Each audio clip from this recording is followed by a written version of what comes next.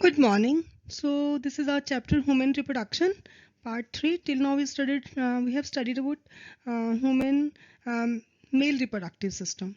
Now today our topic is female reproductive system. This is the diagram of female reproductive system.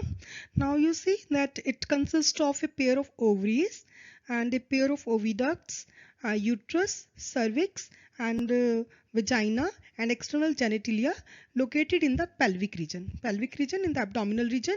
These parts of the system along with a pair of mammary glands are integrated structurally and functionally to support the process of ovulation, then fertilization, then pregnancy, and then birth and child care. So first of all, we'll study the structure of ovaries. So ovaries are basically the function of ovaries is to produce egg and hormone estrogen. Ovaries are small, almond shaped, located in pelvic region. Inside the abdominal cavity. It's 8 centimeter long and 5 centimeter wide. They are suspended with the help of mesovarium. It connects ovary to the abdominal wall, and towards the uterus there are present ovarian ligaments to which ovary is suspended in its position. So egg is released by ovary. Actually it is not egg. It's secondary oocyte. We learn about later in the process of oogenesis. We learn why it's called secondary oocyte. So next to ovary there is present fallopian tube. So a tube-like structure which is going to collect the ovum is present here. First, it has three parts. Fallopian tube has three parts. First part is called infundibulum, and second part is called ampulla, and the third part is isthmus.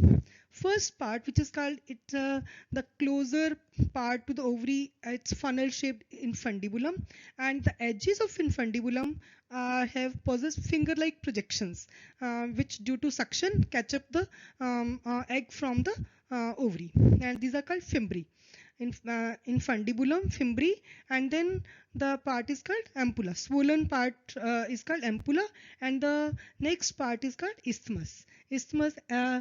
Ampulla isthmus is the region where actually the fertilization of male gamete and female gamete takes place.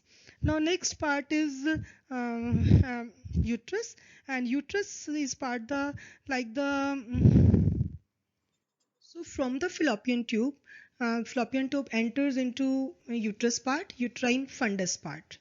Then uterus is a single and it's also called womb. The shape of uterus is like inverted pear. It is supported by ligaments attached to pelvic wall. The uterus opens into vagina through a narrow cervix.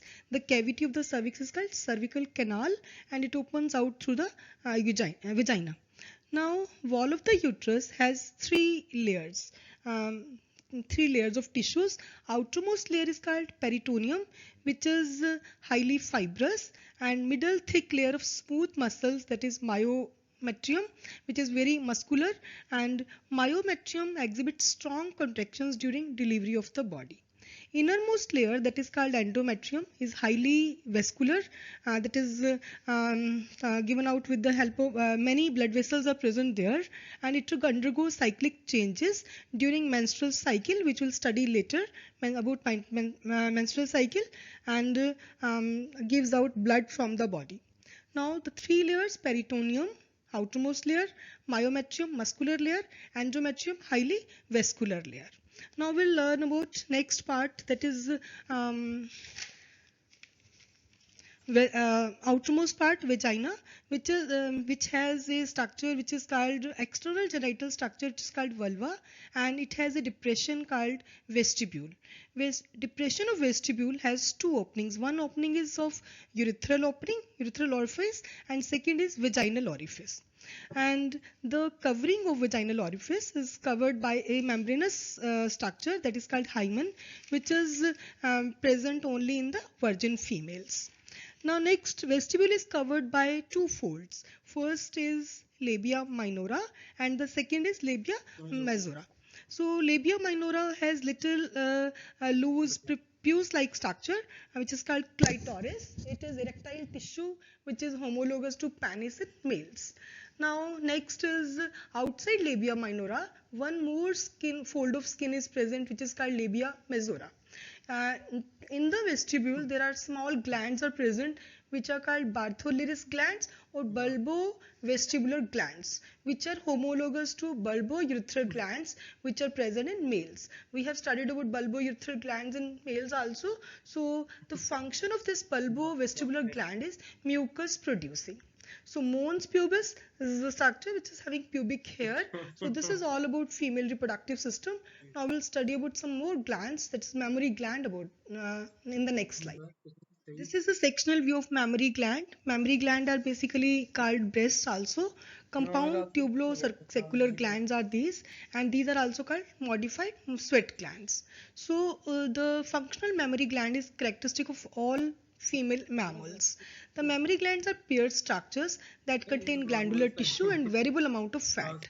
The glandular tissue of each breast is divided into 15 to 20 mammary lobes containing clusters of cells called alveoli.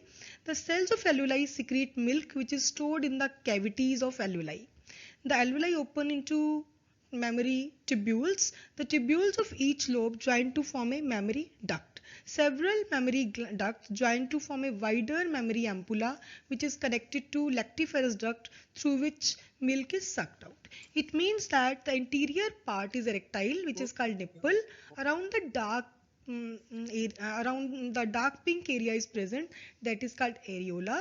It has lactiferous glands. These open into nipple, and in the areola region these glands swell into ampulla region. Ampulla stores milk for some time. Around lactiferous glands, fat tissue is present and to provide cushion to it. To produce, and these mammary glands produce milk, which is fed to the newly born baby